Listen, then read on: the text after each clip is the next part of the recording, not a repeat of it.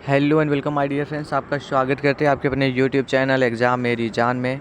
यहाँ पर बात करूँगा फिजिक्स बीएससी नर्सिंग के एंट्रेंस एग्ज़ाम में जो क्वेश्चन पूछे जाते हैं फिजिक्स वाले सेक्शन से, उसके बारे में बात करूँगा। पूरे यहाँ पर 40 क्वेश्चंस हैं। ये फिजिक्स में तीसरा प्रैक्टिस सेट है। बाकी आपने नहीं देखा तो प्लेलिस्ट से देख लीजिए। Biology, nursing aptitude, physics, chemistry सबका अलग से प्लेलिस्ट क्रिएट किया है मैंने। जो लोग ABBMU सीनेट की तैयारी कर रहे हैं, ये वीडियो उनके लिए ख़ास होने वाली है। वैसे आप किसी भी स्टेज से तैयारी कर रहे हो, फिजिक्स पूछा ही जाता है हर जगह, तो ये क्वेश्चंस आपके यहाँ भी पूछे जा सकते हैं। ठीक है दोस्तों, और ये जो आपको दिख रहा है ना स्क्रीन पर क्वेश्चन, ये क्वेश्चन आपको मिल जाएगा टेलीग्राम पर भी PDF इसका। टेलीग्राम का लिंक मैंने डिस्क्रिप्शन में दे रखा है, आप ज्वाइन कर लीजिएगा। ठीक है। बाकी अगर आप जल्दी में तैयारी करना चाहते हो, महीने भर में 1 महीने ही लगभग बचे हुए, उससे भी कम टाइम बचा हुआ है, तो आप क्या कर सकते हैं, ऐसे में जल्दी में आप नोट्स परचेज कर सकते हैं इस व्हाट्सएप नंबर पर SMS करके 9517193475। ठीक है, ये मेरा व्हाट्सएप नंबर है, सिंपल में लिखिएगा UP BSc नर्सिंग नोट्स। ठीक है। फिर उसके बाद आपको 199 का पेमेंट करना होगा। स्कैनर आपको प्रोवाइड किया जाएगा, 199 का पेमेंट करना होगा। पेमेंट रिसीव होते ही आपको नोट्स दे दिया जाएगा। बाकी जो प्रैक्टिस सेशन है वो आपको टेलीग्राम पे दिया जाएगा, और जो क्लासेज होती है उसकी नोटिफिकेशन आपको ग्रुप में दे दिया जाएगा। आप नोट परचेज करोगे तो आपको एक ग्रुप में ऐड कर दिया जाएगा, वहीं पर क्लासेज की नोटिफिकेशन दी जाती है। तो 199 पे करके आप नोट्स परचेज कर सकते हैं। चलिए क्वेश्चन स्टार्ट करते हैं। फिजिक्स का है आज। तो पहला क्वेश्चन आपकी स्क्रीन पर दिख रहा होगा। किस युग्म की विमाएँ समान हैं? बल आघूर्ण तथा कार्य, कोणीय संवेग तथा कार्य, ऊर्जा तथा यंग प्रत्यास्था गुणांक, प्रकाश वर्ष तथा समय। इंग्लिश वाले देखेंगे। Which pair has the same dimensions, torque and work, angular momentum and work, energy and Young's electricity coefficient, light year and time. चलिए बताना है किसकी विमाएँ समान है, वो चीज़ बतानी है। तो देखिए इसमें राइट ऑप्शन जो है फर्स्ट ऑप्शन है। अब देखो बाकी जो है उसमें डिफरेंट है, लेकिन जो सिमिलर है मैं उसको देख लेता हूँ। आप भी ऐसे करेंगे एग्ज़ाम में, जो क्लियर हो जाए एक बार उसी पे टिक मार करके आगे बढ़िए। ये नहीं दोस्तों, इस हिसाब से तो 4 ऑप्शन है। आप 8 यूनिट की मतलब 8 चीज़ों की डायमेंशन निकालेंगे। बल आघूर्ण का अलग से, कार्य का अलग से, तो समय लगेगा। जो एक मैच हो जाए वहीं पे टिक करिए। तो मेरा पहला ऑप्शन ठीक है, मैं इसके हिसाब से देखता हूँ। बल आघूर्ण जो होता है, ये टार्क बोलते हैं, ये जो होगा वो क्या होता है, बल गुणे लंबवत दूरी। ठीक है। F/d होता है, पता है ना सभी को। और F का डायमेंशन मुझको पता है, mL/T⁻²। और D क्या है, मेरी लेंथ है एक प्रकार की, ये हो जाएगी L। ठीक है। अगर मैं ध्यान से देखूँ, इस L का इसमें मल्टीप्लाई हो जाएगा, फिर मेरा क्या हो जाएगा वो बताता हूँ आपको। ये जो एक L था, इसको यहाँ से मैंने रिमूव कर दिया क्योंकि ये उधर में जाके ऐड होना है इसको। तो यहाँ पे mL/2 T⁻² हो जाएगा। ठीक है, ये बल आघूर्ण का आ गया। और कार्य को तो याद होना चाहिए आपको, कार्य का भी यही होता है। नहीं पता कोई बात नहीं, हम देख लेते हैं। W = F/d होता है। D यहाँ पर डिस्प्लेसमेंट है। अगले वीडियो में मैंने गलती से डिस्टेंस बोल दिया दोस्तों, तो छोटी छोटी गलतियाँ बड़े लोगों से होती रहती हैं, इतना आपको ध्यान नहीं देना चाहिए। या बोलो बड़ी बड़ी गलतियाँ छोटे लोगों से होती रहती, इतना ध्यान नहीं देना चाहिए। ठीक है। F जो है वो है mL/T⁻²। D डिस्प्लेसमेंट है एक प्रकार का, ये भी लेंथ हुआ, तो इसकी भी डायमेंशन आ जाएगी mL/2 T⁻²। तो मेरा पहला ऑप्शन ठीक हो जाएगा। बाकी आप आगे सॉल्व करके देख सकते हैं। दूसरा क्वेश्चन है, एक गोले की त्रिज्या मापन में 0.25 सेंटीमीटर 0.25% त्रुटि है।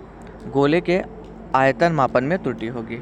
There is 0.025% error in measuring the radius of a sphere. The error in measuring the volume of a sphere will be। Sphere बोले तो गोला, गोले का आयतन क्या होता है वो आपको पता होना चाहिए। ये बता रहे त्रिज्या हमको, रेडियस में एरर बता रहे कितना है। तो अगर मैं इसको लिखूं तो ऐसे लिखते हैं ना, ΔR/R। ये कितना दिया है मुझे, 0.25% दिया गया है। R की वैल्यू हमसे पूछा क्या है, ΔV/V क्या होगा। ठीक है, समझ में आ गया क्वेश्चन। अब हम सॉल्व कर लेते हैं इसको। तो सॉल्व करते हैं। चलिए सॉल्व करते हैं। जो गोले का आयतन होता है, वॉल्यूम ऑफ अ स्फीयर, क्या होता है, V is equals to 4/3 pi r cube. Formula याद होना चाहिए तभी सॉल्व कर पाएंगे। डेल्टा V बाई V हम इधर लिखते हैं, बराबर कर देते हैं। इससे हमसे अब कोई मतलब नहीं रह गया, इस चीज़ को नहीं लिखते। और ये 3 टाइम्स है, 3 को पहले करिए और आगे क्या कर दीजिए, पाई, ये R है तो लिख दीजिए डेल्टा R बाई R। अब यहाँ 3 हो गया और डेल्टा R बाई R की वैल्यू मुझे दी थी 0.25, तो मैं ऐसा लिख सकता हूँ यहाँ पे 3 इंटू 0.25 मल्टीप्लाई कर देंगे तो आ जाएगा मेरा 0.75 आ जाएगा। समझ में आ रहा ना, 0.75% आ जाएगा डेल्टा V बाई V की वैल्यू। और मेरा ये C ऑप्शन में है तो C ऑप्शन मेरा ठीक आंसर है। बढ़ते अपने अगले क्वेश्चन पर। कह रहे वेग से चाल के अनुपात का अंकित मान होता है सदैव 1 से कम, सदैव 1 के बराबर, सदैव 1 से अधिक, 1 के बराबर या कम। इंग्लिश में देखेंगे, the numerical value of the ratio of speed to velocity is always less than 1। ठीक है, ऑप्शन पढ़िएगा आप ध्यान से और मैं आपको ये एक्सप्लेन करता हूँ। चलिए देखिएगा, चाल क्या होती है, स्पीड क्या होती है वो बताना है। स्पीड जो होता है वो डिस्टेंस अपॉन टाइम होता है, d/t। वेलोसिटी जो होती है ये भी यहाँ d/, हम t ही करेंगे, लेकिन ये डिस्टेंस था और ये डिस्प्लेसमेंट है, ये दूरी थी, ये विस्थापन है। ठीक है, ये चीज़ें हो गई। अब देखो, तुमको पता होगा कि डिस्टेंस जो है, जैसे कोई यहाँ से यहाँ तक गया, ये डिस्टेंस है, मान लिया मैंने 10 मीटर है और यहाँ तक गया। अब डिस्प्लेसमेंट की अगर बात करूँ तो final position minus initial position, b minus है, तब भी इसकी वैल्यू डिस्प्लेसमेंट के केस में 10 ही आने वाली है। लेकिन दोस्तों, अगर ये यहाँ से यहाँ तक तो गया, लेकिन फिर इधर आया, यहाँ तक वापस आ गया ना, तो डिस्टेंस क्या हो गया मेरा, ये 10 भी हो गया और इधर मान लिया मैंने ये मिड पॉइंट था और इधर 5 आ गया, मतलब 15 मीटर हो गए जितना इन्होंने चला हुआ है। तो डिस्टेंस तो मेरा 15 आ जाएगा। समझने की कोशिश करें, फिर आपको आंसर तक पहुंचाते हैं। डिस्टेंस 15 आ गया, लेकिन अगर मैं डिस्प्लेसमेंट की बात करूं तो मेरा ऑब्जेक्ट यहाँ पे पहुंच गया है। अभी क्या हो जाएगा, डिस्प्लेसमेंट मेरा final position minus initial position. Final मेरा C है और इधर A है, तो इसको माइनस कर दोगे तो डिस्प्लेसमेंट जो मेरा आएगा वो 5 निकल के आ गया। मतलब क्या हुआ, डिस्टेंस ज़्यादा हो सकता है लेकिन डिस्प्लेसमेंट कभी उससे ज़्यादा नहीं हो सकता, बराबर हो सकता है या फिर कम होना है, उससे ज़्यादा नहीं हो सकता।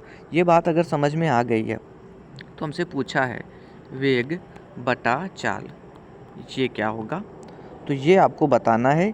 ये या तो 1 हो सकता है या 1 से कम हो सकता है, इससे ज़्यादा नहीं हो सकता। और ऐसा मेरा दिख रहा है ऑप्शन नंबर डी में, तो हम डी आंसर को टिक करके आगे बढ़ जाते हैं। चलिए दोस्तों, ये मत कहिएगा बहुत बेसिक से क्वेश्चन, अभी आगे क्वेश्चंस आएंगे तो आपको अच्छा लगेगा, पता चलेगा। क्योंकि देखिए एग्ज़ाम में कुछ बेसिक, कुछ एडवांस, कुछ एवरेज टाइप के क्वेश्चन पूछे ही जाते हैं। किसी लिफ्ट में वस्तु का भार कम प्रतीत होगा जबकि लिफ्ट मंदन के साथ ऊपर जाती है। इसको रोज़ रोज़ बताने की ज़रूरत नहीं है, मैं कहता हूँ फील करके देखो। फिजिक्स अगर फील करके देखोगे आपको अच्छे से समझ में आएगा। अभी जब हम लिफ्ट का तो ऑप्शन ही नहीं लेते, मैं झूले का लेता हूँ। झूले पे आप बैठे हो तो जब ऊपर जाते हो ना, बिल्कुल हल्का सा लगता है, नीचे आते हो डर सा लगता है, भारी भारी सा लगता है। तो वो सोच के देखो, यहाँ मत बोलो कि ऊपर हम जा रहे तो mg की वैल्यू कम हो रही है, g की वैल्यू कम हो रही है, इस पर मत जाओ दोस्तों। ये सब प्रैक्टिकल चीज़ें होती फिजिक्स, प्रैक्टिकल में देखो आप। इससे कर रहे हो तो बेहतर है, आपका कॉन्सेप्ट क्लियर है। लेकिन अगर इससे नहीं कर रहे तो ये सोच के देखो ना, मैं ऊपर जाता हूँ झूले पे तो मुझको हल्का हल्का सा लगता है, उधर डर नहीं लगता, नीचे आता हूँ तो भारी सा लगता है। तो वो चीज़ समझ के भी उत्तर दे सकते थे। डी ऑप्शन ठीक आंसर है। बढ़ते अगले क्वेश्चन पर। 10 न्यूटन का बल 20 किलोग्राम की वस्तु पर 10 सेकंड तक कार्यरत है, इसका संवेग परिवर्तन है वो बताना आपको पूछ रहे हैं। हमको बता रहे पहले तो हमको बताएंगे, फिर ना पूछेंगे हमसे कुछ। चलिए, कह रहे a force of 10 Newton acting on an object of 20 kilogram for 10 seconds, it's momentum changes, ये चीज़ आपको बतानी है। मोमेंटम में क्या चेंज होगा वो बतानी। मोमेंटम में चेंज क्या होता है, डेल्टा पी बराबर एम डेल्टा वी, कुछ इस प्रकार होता है, पता होगा। चलिए ये चीज़ पता है दोस्तों, और यहाँ पे मुझको वैल्यू जो गिवन है वो मैं नोट डाउन कर लूँ पहले, फिर आपको समझाता हूँ। चलिए एफ मुझको दिया हुआ है 10 न्यूटन, ये एफ है, और 20 किलोग्राम क्या है, ये मेरा मास दिया हुआ है, 10 सेकेंड मेरा ये टाइम दिया हुआ है। और एक फार्मूला आपको ये भी पता होगा, डेल्टा पी बराबर क्या हो जाता है, एफ इंटू टी, पता है ना सभी को। तो बस अब वैल्यू रख दो, आंसर तुम्हारा आ गया। एफ़ की वैल्यू मुझे 10 दे रखी है और टी की वैल्यू जो है वो 10 सेकेंड दे रखी है। तो दोनों का मल्टीप्लाई कर लें, 100 आ गया, और 100 क्या आएगा, किलोग्राम मीटर पर सेकेंड। बी ऑप्शन मेरा ठीक आंसर है। बढ़ते अपने अगले क्वेश्चन पर, क्वेश्चन नंबर 6 में। चलिए इसका आंसर करिए सभी लोग फटाफट से। क्वेश्चन नंबर 6, यहाँ हमसे कह रहे हैं ये M1 है, M1 व M2 द्रव्यमानों की दो कारें क्रमशः R1 व R2 त्रिज्या के वृत्तों में चक्कर लगा रही हैं। उनकी चालें ऐसी हैं कि वे समान समय में एक पूरा चक्कर लगा लेती हैं। आगे कह रहे दोनों कारों की कोणीय चालों का अनुपात है, ये चीज़ हमसे पूछी गई है। 2 cars of masses M1 and M2 are revolving in circle, ठीक है पढ़ लीजिएगा, लंबा टाइम लगेगा पढ़ाने में, इतना समय नहीं है, पढ़िएगा आप ध्यान से, PDF मिल जाएगा टेलीग्राम पे, सॉल्यूशन मैं यहाँ पे करवा रहा हूँ। मुझसे पूछा है क्या, कोणीय चालों का, बोले तो एंगुलर स्पीड का रेशियो पूछा गया, अनुपात पूछा गया। एंगुलर स्पीड क्या होती है, ω1 बाई ω2, मुझसे ये रेशियो पूछा गया है। ठीक है, किस केस में पूछा गया है, जब एक ऐसा है, ये क्या है R1 है, ठीक है, और एक ऐसा है थोड़ा सा बड़ा सा, ये R2 है। लेकिन मुझसे क्या बोला कि टाइम सेम रहना है, मतलब समान समय में टाइम यहाँ पे सेम है। इसके लिए M1 है कुछ, इसके लिए कुछ M2 है, लेकिन ये जो T1 है, इधर जो T2 है, दोनों की वैल्यू बराबर है। T1 is equal to T2 रहने वाला है इस क्वेश्चन के लिए। ठीक है, अब मैं यहाँ आपको बताऊँगा, ना आपको समझ में आएगा ना मैं बता पाऊँगा। ठीक है, फ़िलहाल में ω1 और ω2 दोनों का रेशियो बताना आपको। तो सॉल्व करता हूँ, थोड़े में आप समझने की कोशिश करें, क्योंकि दोस्तों पता है फ़ोन की स्क्रीन इतनी बड़ी नहीं होती कि मैं आपको यहाँ अच्छे में एक्सप्लेन कर पाऊँ। लिख देते हैं 2 पाई बाई T1, ये हो जाएगा 2 पाई बाई T2, फिर T2 बाई T1 इधर से आ गया, ये किसके बराबर है, T के बराबर है। ठीक है, ये चीज़ आने वाला है। तो जब फाइनल में आप पहुंच जाएंगे सॉल्व करने के बाद, देखिए दोस्तों स्क्रीन का मैं समझाने में प्रॉब्लम हो रही, जब आप फाइनल पहुंचेंगे तो ω1 और ω2 दोनों का रेशियो जो आएगा ना वो 1:1 आ जाएगा, जो कि मेरा सी ऑप्शन में है। टिक करके आगे बढ़ते हैं। आइंस्टीन का द्रव्यमान ऊर्जा समीकरण क्या है, वो चीज़ आपको बतानी है यहाँ पर। चलिए बताइएगा। आइंस्टीन का समीकरण सभी को पता होगा, Einstein's mass energy equation E बराबर mc², ठीक आंसर है, इसमें कुछ सोचने जैसा ही नहीं है।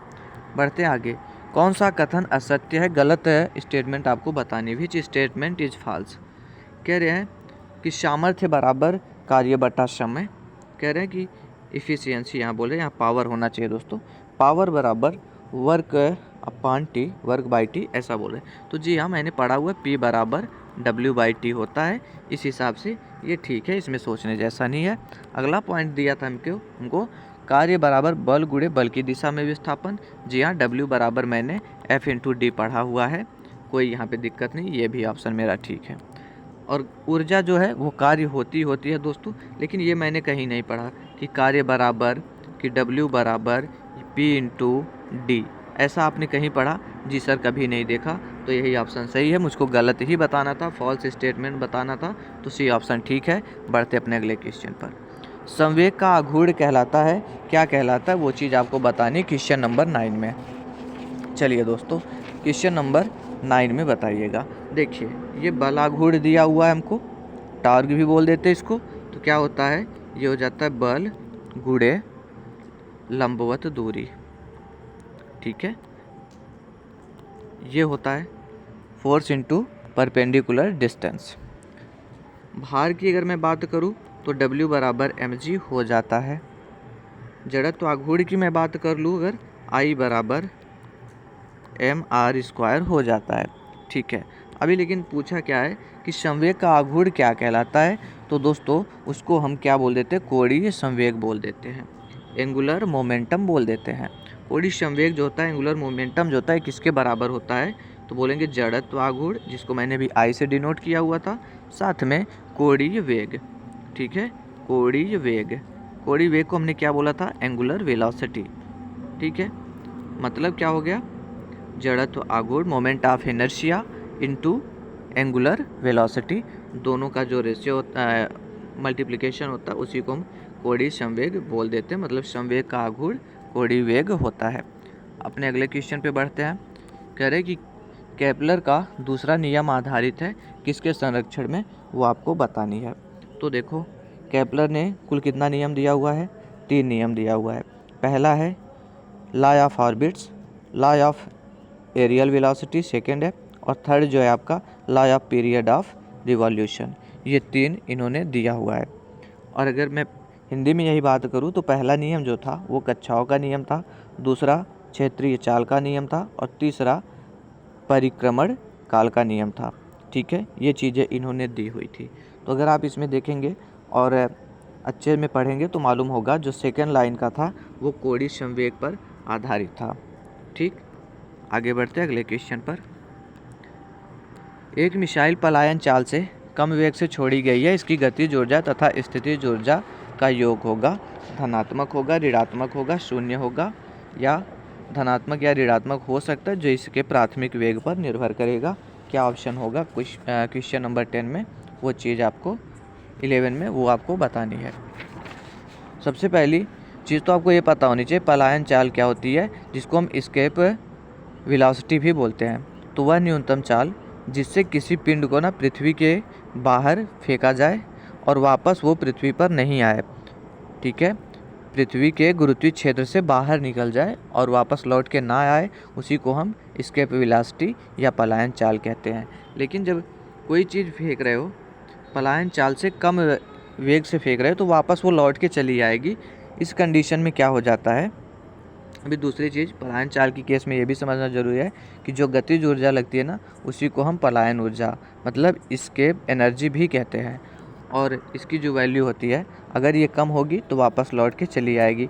और यही चीज़ ये कह रहे हैं कि एक मिसाइल पलायन चाल से कम वेग से छोड़ी गई है। अगर कम वेग से छोड़ी गई है दोस्तों, तो उसकी वैल्यू हो जाएगी ऋणात्मक, वो वापस लौट के चली आएगी। अगर पॉजिटिव यहीं पर होती एनर्जी, जो एस्केप एनर्जी है, तो वापस लौट के नहीं आती, तो ये हो जाएगी ऋणात्मक। समझ में आया।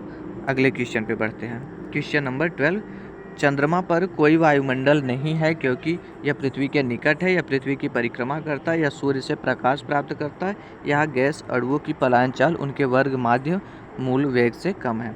देखिए निकट होने से कोई मतलब नहीं, परिक्रमा करने से भी मतलब नहीं, प्रकाश प्राप्त होता है इससे भी मतलब नहीं वायुमंडल से। ऑप्शन नंबर डी आंसर है। यहाँ गैस अणुओं की पलायन चाल उनके वर्ग माध्य मूल वेग से कम है। अगले क्वेश्चन पे आते हैं। एक कैलोरी ऊष्मा की वह मात्रा है जो, ठीक है। अब आपको बताना है, सीधा चीज़ ये पूछना चाहते हैं कि कैलोरी आखिर में होती क्या है, वो चीज़ आपको बतानी है। तो देखिए कैलोरी क्या होती है, the amount of heat energy required to increase the temperature 1 gram of water by 1 degree Celsius. समझ में आया। हिंदी में बताता हूँ, 1 ग्राम पानी का तापमान 1 डिग्री सेल्सियस बढ़ाने के लिए जितनी ऊर्जा की ज़रूरत होती है वही 1 कैलोरी एनर्जी, 1 कैलोरी ऊर्जा कहलाती है। समझ में आया। अब ऑप्शन को देख लेते हैं। कह रहे 1 ग्राम पानी को 1 डिग्री सेल्सियस से 100 डिग्री सेल्सियस, अरे नहीं, मैंने बोला क्या, 1 डिग्री सेल्सियस ही बढ़ाना, उसको 1 से 100 तक नहीं जाना है। यहाँ तो 100 का डिफरेंस हो गया, ये होने से रहा, ये नहीं होगा। फिर कह रहे 100 ग्राम पानी, 100 ग्राम पानी का कंडीशन ही नहीं था, मैंने डेफिनेशन में बोला 1 ग्राम पानी चाहिए, तो ये भी होने से रहा। फिर कह रहे 1 ग्राम पानी का ताप 14.5 डिग्री सेल्सियस से 15.5 डिग्री सेल्सियस तक बढ़ा दे। चलिए अगला ऑप्शन देख लेते हैं। 1 किलोग्राम पानी, किलोग्राम का तो जिक्र ही नहीं किया गया, कहीं 1 ग्राम का जिक्र किया गया, तो सी ऑप्शन देखिए। यहाँ कह रहे 1 ग्राम पानी का ताप 14.5 डिग्री सेल्सियस से 15.5 डिग्री सेल्सियस तक बढ़ा दे।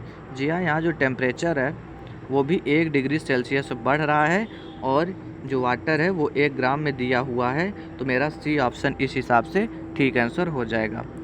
अगले क्वेश्चन पे आते हैं। कैलोरी मापी बनाए जाते हैं चांदी के, जस्ते के, पीतल के, तांबे के। ये चीज़ बतानी है आपको। कैलोरी मीटर्स जो होते हैं किससे बने होते हैं? सिल्वर, जिंक, ब्रांज या फिर यहाँ क्या दिया हुआ है? कॉपर। ठीक है, तांबे को कॉपर बोलते हैं। चलिए बताइएगा इसका जो राइट आंसर होगा। तो देखिए कैलोरी मापी जो होती है ना, ये आपका कॉपर से बनते हैं, तांबे से बनते हैं। ऐसा क्यों है? क्योंकि copper is a good heat conductor, ये एक अच्छा हीट कंडक्टर है। साथ में has a low specific heat capacity, जिसके चलते हम लोग तांबे का यूज करते हैं। मतलब क्या हुआ? तांबा एक अच्छा उष्मा संवाहक होता है, इसकी विशिष्ट क्षमता भी कम होती है। समझ में आई? इसीलिए तांबे का यूज बोले तो कॉपर का यूज किया जाता है कैलोरी मापी बनाए जाने में। अगला क्वेश्चन है, गैस नियतांक का एसआई मात्रक क्या है? गैस नियतांक को हम डिनोट किससे करते हैं? पता होना चाहिए सर, आर से डिनोट करते हैं। ठीक है, अब इसका क्या पूछा हमको? यूनिट पूछी हुई है, वो भी एसआई यूनिट। अब एसआई यूनिट बताइए क्या होती है गैस नियतांक की, गैस कांस्टेंट की। तो आपको एक इक्वेशन याद होगी, नहीं याद है तो बताते हैं आपको। चलिए, एक इक्वेशन होती है PV बराबर nRT। ये इक्वेशन तो याद ही होगी आपको। यहाँ अगर मैं R बराबर निकालने जाऊँ, क्योंकि मैंने अभी बोला गैस कांस्टेंट जो है R से हम डिनोट करते हैं, R बराबर हो जाएगा PV बाई NT। ठीक है, N क्या है यहाँ? यहाँ मोल्स के लिए N आता है, नंबर ऑफ मोल्स। अब सर हमको P की नहीं पता, P की यूनिट ही नहीं पता, तो मैं क्या लिखूँ? अगर P नहीं पता, प्रेशर नहीं पता, ये प्रेशर है, ठीक है, ये वॉल्यूम है, N मोल है, T जो है आपका ये टेम्परेचर रहने वाला है यहाँ इस कंडीशन में। P नहीं पता आपको तो क्या करिएगा वो बताता हूँ मैं आपको। PV बाई क्या था? NT, ऐसा कुछ आया हुआ था। P आपको पता ही नहीं है तो इतना तो पता होगा ना, प्रेशर जो होता है फोर्स अपान एरिया होता है, बल बटा क्षेत्रफल होता है, और ऊपर V है, V मैंने बताया वॉल्यूम है, तो वॉल्यूम रहने दो ऐसे। नीचे N जो बोला मैंने नंबर ऑफ मोल्स है, तो इसकी यूनिट तो मोल ही हो गई। और रही बात टेम्परेचर है, टेम्परेचर के लिए K लिख देना। कुछ लोग भूल के यहाँ T करेंगे, और T हमेशा टाइम के लिए होता है, ये ध्यान रखिएगा। अब देखो फोर्स का तो पता है ना, क्या आपको? डायमेंशन फोर्स का पता होगा, mL T की पावर -2, ये पता है। और ये हो गया L क्यूब, वॉल्यूम जो है एक प्रकार की लेंथ होती है उसमें, L क्यूब हो गया, नीचे L स्क्वायर हो गया, ये एरिया का। ठीक है, सबका बटे क्या हो जाएगा? मोल प्रति मोल इंटू केल्विन। अगर मैं यही से देख लूँ तो जिसमें मोल और केल्विन आखिर में होंगे वही सही होगा, तो इसके हिसाब से सी ऑप्शन मेरा ठीक हो गया है। लेकिन आपको नहीं पता तो देखिए कट पीट कर लेते हैं। इधर से पहले 2 L हटा देते हैं, 3 था 2 हट गए, 1 L बचा, तो हो जाएगा mL स्क्वायर T -2। क्या हो जाएगा? mL स्क्वायर T -2, और नीचे हमारा मोल इंटू केल्विन बचा रह जाएगा। तो ये जो होता है ये ऊर्जा का है, मतलब एनर्जी का डायमेंशन होता है, तो इसको मैं जूल लिख सकता हूँ ना, तो लिख देते हैं जूल प्रति मोल किलो, ये क्या है? केल्विन। सी ऑप्शन इस हिसाब से ठीक हो जाएगा। नेक्स्ट क्वेश्चन है, किसी गैस की माध्य गतिज ऊर्जा है, आपको सीधे सीधे इक्वेशन पूछी गई है, ये बताइएगा। मैंने बोला है फिजिक्स का फार्मूला आप सभी याद कर लेंगे, फार्मूला बेस्ड क्वेश्चन आएंगे और कम से कम 15 से 20 आएंगे। कुछ तो डायरेक्ट फार्मूला पूछ लिया जाएगा, कुछ फार्मूला बेस्ड बेसिक से क्वेश्चन होंगे, तो आप दोनों तरीके में पढ़ के जाएंगे। ठीक है, ये इक्वेशन याद होनी चाहिए, पूछा गया आपके एग्ज़ाम में। क्या होता है? E के बराबर 3/2 PV। इस इक्वेशन को याद रखना, यही सही आंसर हो जाएगा, 3/2 PV। इसमें समझाने जैसा कुछ नहीं है। अगला क्वेश्चन है, वायु में चलने वाली ध्वनि तथा प्रकाश तरंगे क्रमशः अनुप्रस्थ तथा अनुदैर्ध्य हैं। ऑप्शन आप देखिए, sound and light waves travelling in air the transverse and longitudinal respectively. बताना है आपको सीधे सीधी चीज़, वायु में चलने वाली ध्वनि तथा प्रकाश तरंगे कैसी होती है वो चीज़ आपको बतानी है। यहाँ पे दो प्रकार के वेव्स की तरंगों की बात हो रही है, एक ट्रांसवर्स वेव और दूसरा लॉन्गिट्यूडनल वेव। अगर इस चीज़ को हम समझ लेंगे फिर ये क्वेश्चन करना हो जाएगा आसान। ठीक है, चलिए देख लेते हैं। तो देखिए ट्रांसवर्स वेव्स क्या होती हैं। Transverse wave a wave that vibrates at an angle of 90 degree to the direction of its moving.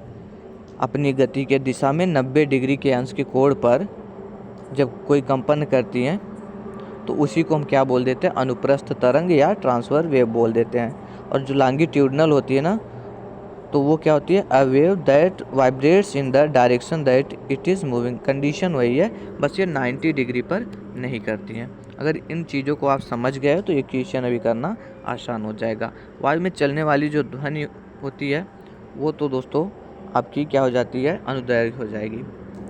समझ में आया। अब मैं यहाँ ट्रांसवर्स और लॉन्गिट्यूडनल आपको नहीं एक्सप्लेन करने वाला, इसलिए पहले कर दिया। और जो प्रकाश तरंगे होती है वो अनुप्रस्थ हो जाती हैं, जिनको कि हम क्या बोल देते हैं, अनुप्रस्थ को ट्रांसवर्स वेव बोल देते हैं। समझ में आया दोनों पॉइंट। तो सी ऑप्शन पर हम टिक करके बढ़ते हैं नेक्स्ट क्वेश्चन पर। क्वेश्चन नंबर 18 में बताइएगा, वायु में प्रकाश की चाल दी हुई है, अपवर्तनांक दिया गया हमसे और प्रकाश की चाल पूछी गई है, क्या होगा इस कंडीशन में। तो देखिए दोस्तों, यहाँ इतना स्पेस है नहीं मैं आपको सॉल्व करके बता पाऊँ, तो इसको आप क्या करिएगा, खुद से सॉल्व करने की कोशिश करिएगा। आंसर मैं यहाँ पर टिक मार्क कर देता हूँ। ऑप्शन नंबर बी ठीक आंसर है, इसको आप सॉल्व कर लेंगे क्योंकि ये लंबा सा जाएगा और दोस्तों इतना जगह है नहीं फ़ोन में। अगले क्वेश्चन पे आता हूँ। किसी 10 सेंटीमीटर फोकस दूरी वाले अवतल दर्पण के सामने 20 सेंटीमीटर की दूरी पर एक वस्तु रखी है, तो वस्तु का प्रतिबिंब। If an object is placed at a distance of 20 centimeter in front of a concave mirror of focal length 10 centimeter, then the image of the object is। अब बताना है कहाँ पे इमेज फॉर्म होगा, वो चीज़ आपको बतानी है। तो इसको सॉल्व करने की कोशिश करते हैं। अवतल दर्पण की बात हो रही है। अवतल दर्पण में बाई ओर मतलब लेफ्ट साइड में क्या होता है, एफ होता है, फोकस होता है, तो माइनस से डिनोट करेंगे, -10 सेंटीमीटर। ठीक है, और जो ये 20 सेंटीमीटर दिया हुआ, ये क्या दिया हुआ है, यू दिया हुआ है हमको -20 सेंटीमीटर। हमसे वी पूछा गया है, बता दो वी क्या होगा। चलिए, मतलब अभी वी निकालना है हमको, लेकिन इमेज किधर बनेगी वो भी बताना है। तो फार्मूला तो पता होगा ना आपको, इसके लिए नहीं पता है तो हम बताते हैं। देखिए 1/f बराबर क्या हो जाता है, 1/v + 1/u। सभी को पता होगा। 1/-10, f अभी मैंने निकाला -10 आया, इधर 1/v रखते हैं और ये माइनस का 1/20 हो जाएगा। ठीक है, ये भी माइनस में है, ये भी माइनस में है। अब इसको सॉल्व कर लोगे अगर, तो आपको पता हो जाएगा कि v की वैल्यू मेरी -20 आने वाली है। v की वैल्यू आपकी कितनी आने वाली है, -20 आने वाली है। मतलब ये -20 सेंटीमीटर लेफ़्ट साइड में बनने वाली है, लेकिन ऐसा तो कहीं ऑप्शन में ही नहीं दिया। तो देखिए इमेज बता रहे -20 सेंटीमीटर पे बनेगी, लेफ़्ट साइड में बनेगी। तो आपको एक और रिलेशन तो पता ही होगा ना, क्या, F बराबर R/2, ये पता है, जी हाँ पता ही होगा। अब देखो यहाँ से निकालो अगर, तो 2F बराबर R हो जाता है क्या, मैंने चलो 2 रख दिया, f की वैल्यू मुझको 10 रख दिया था तो -10 मैंने कर लिया, बराबर r कह रहे हैं, तो r तो कितना आ जाएगा, एक मिनट, 2f बराबर r होता है, तो इसको मैं -20 कर दूँ इधर। ठीक है, अभी -20 इधर आ गया, -20 इधर आ गया, तो मतलब तो यही हुआ ना कि मेरा जो इमेज बना वो कहाँ पे बन गया, r पे बना है, तभी तो बराबर है ना 2f की वैल्यू r के। तो क्या हो जाएगा, r क्या यहाँ पर, रेडियस ऑफ कर्वेचर, मतलब क्या हो गया, वक्रता केंद्र पर। ठीक है, वक्रता केंद्र पर बन जाएगा। ऑप्शन नंबर डी यहाँ से ठीक है। यहाँ पे दो फार्मूले का यूज हुआ है, पहले 1/f = 1/v + 1/u, उसके बाद F बराबर R/2 दोनों फार्मूला का यूज हुआ है। अगले क्वेश्चन पे बढ़ जाओ। संपर्क में रखे उत्तल और अवतल लेंस की फोकस दूरियां दी गई हमको और कह रहे संयुक्त फोकस दूरी बता दो क्या होगी। तो संयुक्त फोकस दूरी क्या होती है ये पता है क्या आपको? नहीं पता तो हम बताते हैं आपको। चलिए, संयुक्त फोकस दूरी जो होती है वो होती है 1/f बराबर 1/f1 प्लस 1/f2। यह संयुक्त फोकस दूरी हो जाती है। और ये मुझको दे रखा है क्या? 1/12 प्लस रखेंगे, और पहले ये उत्तल के लिए था तो प्लस रख दिया, अभी अवतल लेंस की बात कर रहा तो यहाँ पे माइनस रखूँगा मैं। यहाँ -18 रख दिया, इसका 18 रख दिया। ठीक है, सॉल्व करूँगा तो 1/12 आ जाएगा, -1/18 आ जाएगा। अब इसको सॉल्व कर लोगे अगर तो 6/216 आ जाएगा। और ये सब वैल्यू आ किसकी रही है? 1/f की। समझ में आ रहा ना? तो इसको मैं सॉल्व कर लूँ अगर तो 1/36 आ जाएगा। 1/36 आ गया वैल्यू किसका? 1/f का।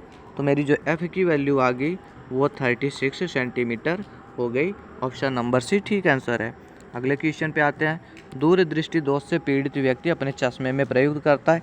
ये मैं बता चुका हूँ प्रीवियस लेक्चर में, फिर से बताता हूँ। मैंने बोला था ज़्यादा अक्षर का दोष ज़्यादा अक्षर का चश्मा, कम अक्षर का दोष कम अक्षर का चश्मा। ठीक है, अक्षर बोले तो लेटर। दूरदृष्टि दोष तो उत्तल लेंस, और निकट में ज़्यादा वर्ड है दोस्तों, निकट में ज़्यादा वर्ड है तो चश्मा जो है मेरा अवतल लेंस वाला इसमें ज़्यादा वर्ड है। तो यही तो पूछा है, दूरदृष्टि दोष में कौन सा चश्मा यूज करोगे? बोलोगे उत्तल लेंस। बढ़ जाओ आगे, ठीक आंसर हो गया। अगर आप एग्ज़ाम में भी ऐसे करेंगे तो गलत नहीं होगा किसी भी कीमत पर। नेक्स्ट है फोटान के गतिज द्रव्यमान का सूत्र बता दो। तो आपको सूत्र बताना है, फार्मूला बताना है। The formula for the kinetic mass of the photon is. तो देखो ये कैसे निकलेगा, वैसे डायरेक्टली आपको याद होना चाहिए, नहीं याद है कोई बात नहीं, हम किस लिए आए। तो देखो E बराबर क्या होता है, कभी तो देखा होगा कभी तो सुना होगा, hc/λ। और आइंस्टीन ने बोला था E बराबर mc² भी होता है। तो दोनों को बराबर कर लूँ ना, अगर E यहाँ पे इसके बराबर है, E यहाँ पर इसके बराबर है, तो दोनों को हम बराबर ही कर लेते, पहले लिख दिया। चलो hc/λ बराबर कर लिया मैंने mc²। एक सी से एक सी कट गया मेरा, और m की वैल्यू अगर निकालोगे तो आ जाएगा आपका h/c⁻, या लैम्डा सी, जो बोलना है वो बोल दो। ये क्या है? प्लांक्स कांस्टेंट है, ये वेवलेंथ है, और ये जो सी है प्रकाश की चाल है। प्लांक्स कांस्टेंट की वैल्यू अगर पूछ लेगा एग्जाम में तो बोलोगे 6.6 × 10⁻34। अगर तुमसे ये पूछ लिया सी की वैल्यू बता दो प्रकाश की चाल की, तो बोलोगे 3 × 10⁸ मीटर/सेकंड। तो इस तरीके में आप इसको सॉल्व कर सकते हो। ऑप्शन नंबर डी ठीक आंसर है। अगले क्वेश्चन पे बढ़ जाते हैं। दो परमाणुओं के परमाणु क्रमांक समान परंतु परमाणु द्रव्यमान भिन्न है तो उसको हम समस्थानिक बोलते हैं। इसको रोज़ रोज़ बताने की ज़रूरत है नहीं। ठीक है, अगला क्वेश्चन है। बीटा कणों की उत्पत्ति होती है न्यूक्लियस में जो दोस्तों स्थित इलेक्ट्रॉन होते हैं स्वतंत्र रूप से, उनसे होती है। अगला क्वेश्चन है। एक AMU के तुल्य ऊर्जा है तो 931 मिलियन इलेक्ट्रॉन वोल्ट है। इसको मैं पहले भी बता चुका हूँ, तो डी ऑप्शन ठीक है। अगले क्वेश्चन में बढ़ते हैं। तारों में ऊर्जा उत्सर्जन का मुख्य कारण है रासायनिक क्रिया है, भारी नाभिकों का संलयन है, हल्के नाभिकों का संलयन है, या भारी नाभिकों का विखंडन है। तो मैंने बताया है संलयन और विखंडन दो अलग चीज़ें हैं, फिजन और फ्यूजन। ठीक है, अब देखो फ्यूजन मतलब क्या होता है? जुड़ना, और फिजन मतलब क्या होता है? उनका टूटना। अब यहाँ पे ऊर्जा उत्सर्जन तारों में हो रही है तो तारों को तो एनर्जी चाहिए होती है ना, ऊर्जा चाहिए होती है। तो ऐसी कंडीशन में क्या होगा? ऐसी कंडीशन में क्या होगा कि हल्के हल्के नाभिक जो होंगे ना वो जुड़ करके एक बड़े नाभिक का निर्माण कर देंगे। उसी को तो हमने क्या बोला हुआ था सर? उसी को हमने संलयन को क्या बोलते हैं? देखो फ्यूजन। उसी को तो हम फ्यूजन बोलते हैं। जब छोटे छोटे नाभिक मिल करके बड़े नाभिक का निर्माण करते हैं उसी को फ्यूजन बोलते हैं। और यहाँ पर यही हो रहा है। ऑप्शन नंबर सी ठीक आंसर है। अगले क्वेश्चन में आता हूँ। PN संधि डायोड में उत्क्रम संतृप्त धारा का कारण है केवल। क्या कारण है वो आपको बताना है 27 नंबर के क्वेश्चंस में। तो देखो इसका स्ट्रक्चर आपको याद होना चाहिए। नहीं याद है तो प्रीवियस लेक्चर देखिए, स्ट्रक्चर याद होगा तो आपको यहाँ पर तकलीफ़ नहीं होगी। इसमें क्या होते हैं, बहुसंख्यक वाहक जो होते हैं ना, कोटर्स जो होते हैं, होल्स जो होते हैं, उनके द्वारा होती है। बी ऑप्शन ठीक आंसर है। नेक्स्ट क्वेश्चन है, पी टाइप का अर्धचालक बनता है। तो देखिए पी टाइप जो होता है उसमें 3 संयोजी द्रव्य पदार्थ मिलाया जाता है। सभी को पता होगा, अगर थोड़ा सा भी पढ़ा आपने 12th में पास होने के लिए भी पढ़ा है तब भी ये चीज़ पता होगी।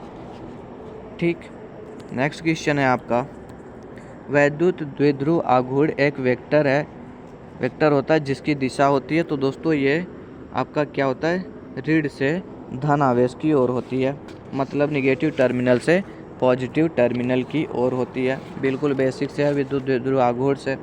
अगले क्वेश्चन पे अगर मैं बढ़ जाऊँ 30 नंबर पर, कह रहे वैद्युत क्षेत्र की तीव्रता का मात्रक बता दो। सर वैद्युत क्षेत्र की तीव्रता बोले तो इलेक्ट्रिक फील्ड इंटेंसिटी ये क्या होती है, E बराबर F/Q होता है। तो इसको हम ये भी तो लिख सकते हैं ना, न्यूटन पर कूलम, और एक यूनिट है इसकी वोल्ट पर मीटर। तो ऐसे आप फार्मूला से लिख करके बताएंगे। हमसे पूछा हुआ है कि मात्रक क्या है तो हम वहीं पे क्लिक कर देते हैं, वोल्ट पर मीटर है। यहाँ पर तो हमको न्यूटन पर कूलम दिया ही नहीं तो उसको क्लिक करते। तो पहले ऑप्शन पे क्लिक कर देना, ये ठीक आंसर हो जाएगा। नेक्स्ट क्वेश्चन है, 1 वोल्ट विभवांतर पर त्वरित होने पर इलेक्ट्रॉन की गतिज ऊर्जा को हम 1 इलेक्ट्रॉन वोल्ट कहते हैं। ये भी प्रीवियस लेक्चर में हम लोगों ने जिक्र कर लिया हुआ है, समझ लिया हुआ है। ये दोस्तों जो आपको PDF दिख रही है ना, अगर आप यहाँ तक बने हुए हैं तो उम्मीद है कि आप पढ़ने लिखने वाले ज़रूर से हैं, नहीं तो अब तक आप चले गए होते।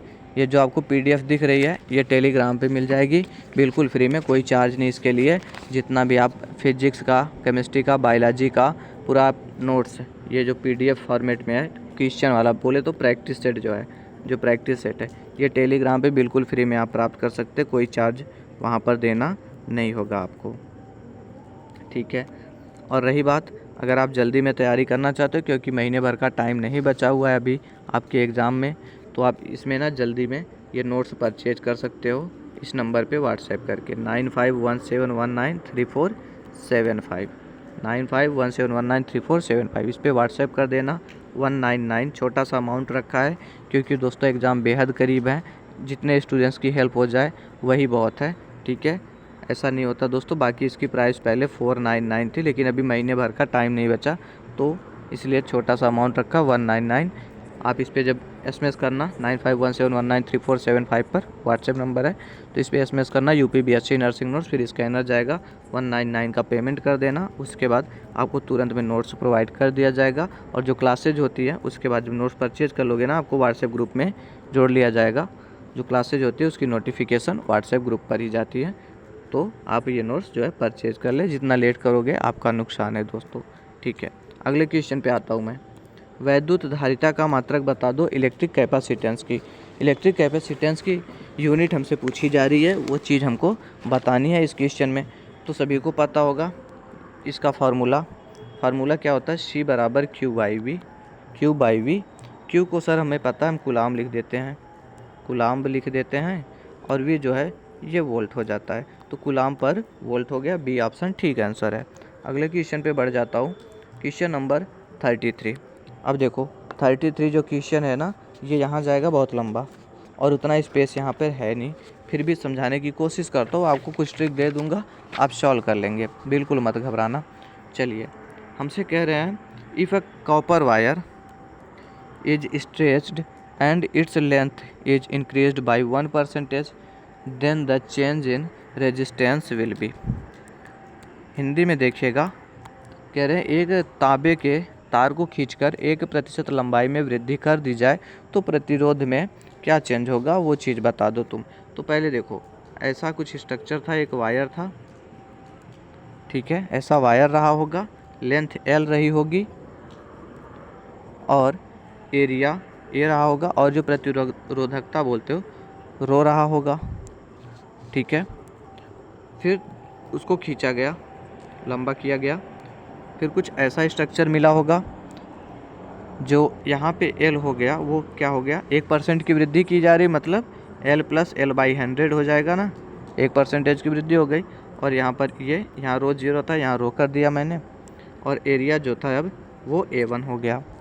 अब हमसे क्या पूछा था कि इनके रेजिस्टेंस में चेंजेस बता दो। तो देखिए दोस्तों, जो रेजिस्टेंस होता है ना वो R होता है, R बराबर रो L बाई A। ये हो गया पहली कंडीशन के लिए जो मैंने पहला फिगर ड्रॉ किया था। दूसरी कंडीशन के लिए हो जाएगा R डैश बराबर रो इंटू 101 L बाई 100। अब दोनों को सॉल्व कर लेना, आपकी वैल्यू निकल करके आ जाएगी। ठीक है, तो इसको आप क्या करिएगा, खुद से सॉल्व कर लीजिएगा। इसका मैं फ़िलहाल में आपको आंसर बता देता हूँ, आप इसको सॉल्व करेंगे कैसे खुद से। तो देखो राइट आंसर इसका आ जाएगा 2% जो है इसकी वृद्धि हो जाएगी। ठीक है, यहाँ सॉल्व नहीं होता दोस्तों, टाइम लगता है, पहली चीज़ उतना स्पेस नहीं है तो आप खुद से करेंगे। नेक्स्ट क्वेश्चन है 34 नंबर का। एक चुंबकीय क्षेत्र उत्पन्न किया जा सकता है, a magnetic field can be generated. तो देखिए दोस्तों, इसके लिए ना सिर्फ आपका गतिमान आवेश द्वारा नहीं होगा, सिर्फ वैद्युत क्षेत्र द्वारा नहीं होता, इन दोनों के द्वारा ही होता है मैग्नेटिक फील्ड हम लोग जनरेट कर सकते हैं। ऑप्शन नंबर मेरा कौन सा सही हो गया, सी ऑप्शन मेरा ठीक आंसर है, सी ऑप्शन ठीक आंसर है। 35 नंबर में आते हैं। चुंबकीय आघूर्ण का मात्रक हमसे पूछा जा रहा है। चुंबकीय आघूर्ण पता है आपको क्या होता है, टॉर्क बराबर हो जाएगा P इंटू बी। और चुंबकीय आघूर्ण जो होता है इसकी एक यूनिट हो जाती है हेनरी भी। ठीक है, इसकी एक यूनिट हेनरी होती है, लेकिन इस केस में जो ऑप्शन में दिया हुआ है एम्पियर पर मीटर स्क्वायर हो जाएगा। दोनों का डायमेंशन निकाल लेना, मल्टीप्लाई कर लेना, आपको मिल जाएगा एम्पियर पर मीटर स्क्वायर इसकी यूनिट होती है। अभी मैंने आपको डायमेंशन निकालना सिखाया हुआ है। चुंबकीय प्रवृत्ति का मान कम परंतु धनात्मक होता है, किसमें होता है वो बताना आपको। The value of magnetic tendency is low but positive. ठीक है, कह रहे हैं पैरामैग्नेटिक के लिए, फेरोमैग्नेटिक के लिए, डायामैग्नेटिक के लिए या सभी सबस्टेंसेस के लिए। तो देखो इसमें अब ज़रूरी नहीं कि हमेशा यही क्वेश्चन आए। ठीक है, हम देख लेते हैं। जो अनुचुंबकीय बोला जा रहा है ना, वे पदार्थ होते हैं जो बाहरी चुंबक क्षेत्र की उपस्थिति में कमज़ोर रूप से चुंबकित हो जाते हैं। अगर बाहरी चुंबक होगा तो ये धीरे धीरे खुद से भी, मतलब इसमें भी मैग्नेटिक क्वालिटी टेंडेंसी आती रहेगी। तो ये मेरे अनुचुंबकीय होते हैं। सर अनुचुंबकीय को और क्या बोलते हैं, पैरामैग्नेटिक बोलते हैं दोस्तों। लौह चुंबकीय को हम फेरोमैग्नेटिक बोलते हैं। ये परमानेंट मैग्नेट होते हैं। ठीक है, परमानेंट मैग्नेट होते हैं, इनकी वैल्यू भी हाई होती है, लार्ज होती है। जो प्रतिचुंबकीय होते हैं सर, इनको हम डायामैग्नेटिक बोलते हैं। और डायामैग्नेटिक मटेरियल्स और those materials that people find non magnetic such as wood, water, gold, ये सभी जो है मतलब जिसमें मैग्नेट वाला गुण पाया ही नहीं जाता है। अब देखो तुमको भी पता हो गया कि अनुचुंबकीय जो थे, अगर चुंबकीय क्षेत्र इनके आसपास है तो ये चुंबकीय हो जाएंगे। ठीक है, इसका मतलब क्या हुआ, इसकी वैल्यू 1 से कम होगी। ठीक है, 1 से कम होती है, मतलब बहुत कम होगी लेकिन होती है इनमें। और अगर वैल्यू की मैं बात कर लूँ तो इनमें होती 0.0075, ये वैल्यू इनके अंदर होती है। लौह चुंबकीय तो ये धनात्मक होता है और लार्ज पॉजिटिव होता है। ठीक है, ये लार्ज पॉजिटिव होते हैं, लेकिन हमसे पूछा था ना चुंबकीय प्रवृत्ति का मान कम और धनात्मक हो तो वो अनुचुंबकीय बोले तो पैरामैग्नेटिक के केस में हो जाएगी। नंबर 37 है। चुंबकीय फ्लक्स का मात्रक हमसे पूछा जा रहा है, the unit of magnetic flux. ठीक है, मैग्नेटिक फ्लक्स की यूनिट पूछी जा रही है आपसे। तो देखो मैग्नेटिक फ्लक्स को हम डिनोट कैसे करते हैं सर, फाई बी से डिनोट करते हैं। और इसकी वैल्यू जो होती है BA cos थीटा होती है। ठीक है, और इसकी जो यूनिट होती है दोस्तों वो हो जाती है आपकी वेबर। अभी मैं प्रीवियस लेक्चर में ये बता चुका हूँ, वेबर जो होती है इसकी यूनिट हो जाती है, सी ऑप्शन ठीक है। और ये वेबर जो है इसका SI यूनिट है। ठीक है, 37 में वेबर, सी ऑप्शन हमारा ठीक आंसर है। बढ़ते अपने अगले क्वेश्चन पे, 38 नंबर के क्वेश्चन पे। चलिए 38 नंबर क्वेश्चन पे बढ़ जाते हैं। निम्नलिखित में से कौन सी तरंगे विद्युत चुंबकीय तरंगे हैं। Which of the following waves are electromagnetic, sound waves, heat waves या फिर water waves, waves generated in the rope. बताइएगा निम्नलिखित में से कौन विद्युत चुंबकीय तरंगे हैं। देखिए विद्युत चुंबकीय तरंगे क्या होती है वो आप समझ ले पहले।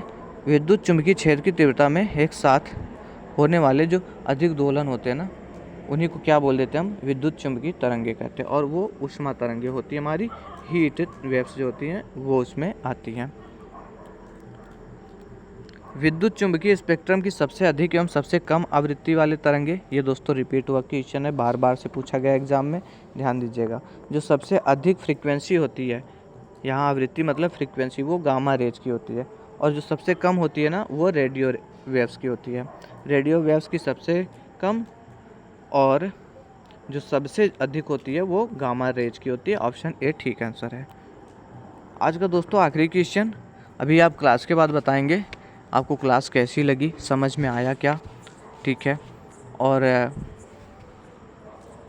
एक बार सर्कल में, अपने फ्रेंड सर्कल में शेयर करेंगे, जिससे और लोगों को पता चले कि यहाँ physics, chemistry, biology, nursing, aptitude सबकी अच्छे में प्रैक्टिस कराई जा रही है।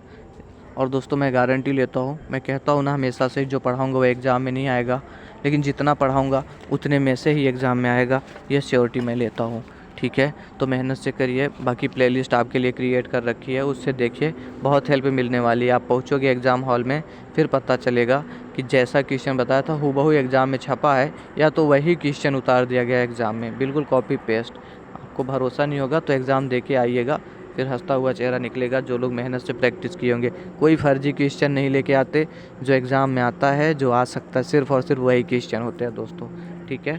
तो सभी ये जो है, आप क्या करिएगा, ये जो PDF दिख रहा है ना, इसको टेलीग्राम पे चले जाना, बिल्कुल फ्री है, वहाँ से डाउनलोड कर लेना, सभी सब्जेक्ट्स का उधर पे प्रोवाइड कर दिया मैंने। और दूसरी चीज़, अगर जो लोग, अब देखिए महीने भर का भी टाइम नहीं बचा, जो लोग तैयारी करना चाहते हैं महीने भर में, वो इस नंबर पे व्हाट्सएप करके नोट्स ले लेंगे, ठीक है। 9517193475, इस पे आप आएंगे, 199 का पेमेंट करेंगे, उसके बाद, ठीक है, यहाँ पे आप आएंगे, स्कैनर मैं प्रोवाइड करूँगा, उसके बाद 199 का पेमेंट करेंगे, फिर आपको नोट्स दे दूँगा। नोट्स में क्या है, फिजिक्स है, केमिस्ट्री है, बायोलॉजी है, नर्सिंग एप्टीट्यूड है, इंग्लिश है, और ये सभी सब्जेक्ट्स बाईलिंगुअल हैं। और आपको गारंटी से कहता हूँ, मेहनत से पढ़ लोगे तो 10 से 15 दिन में पूरा नोट्स कर जाओगे। अब आपके पास इतना टाइम नहीं बचा हुआ कि बैचेज में और जगह अपना समय बर्बाद करो, ठीक है। अगर स्ट्रेटजी में गड़बड़ी हो गई दोस्तों, तो अगले साल भी आपको तैयारी करने की ज़रूरत पड़ेगी, ये गलती मत करना। 10 से 15 दिन का टाइम है, नोट्स अच्छे तरीके में क्रिएट किया गया, उसको पढ़ लीजिए, बाकी हम प्रैक्टिस आपको इतना करवा देंगे कि वहाँ पे गलती नहीं होगी एग्ज़ाम में, ये गारंटी है मेरी, ठीक है। तो नोट्स परचेज कर लेना 199 का पेमेंट करके, किस नंबर पे, 9517193475 पर। लास्ट क्वेश्चन है, इसका रिप्लाई करिए आप लोग, फिर हम क्लास को एंड करते हैं। निम्नलिखित में से कौन सा वैद्युत क्षेत्र का मात्रक नहीं है, ये चीज़ आपको बतानी है क्वेश्चन नंबर 14 में। तो वैद्युत क्षेत्र जो होती है, वो उसको हम क्या बोल देते हैं, इलेक्ट्रिक फील्ड। इलेक्ट्रिक फील्ड मेरी E = F/Q से हम इसको डिनोट करते हैं। इससे आप पहले डायमेंशन निकाल लीजिएगा, उनका डायमेंशनल फार्मूला निकालिएगा, फिर आपको यूनिट मिल जाएगी।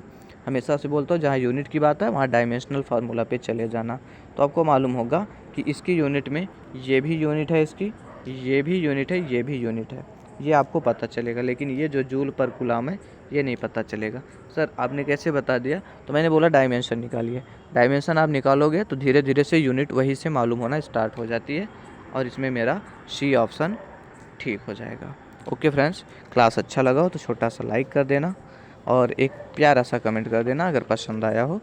बाकी क्लासेज आपको डेली बेस पर मिलती रहेंगी। Okay friends, thanks for watching this video.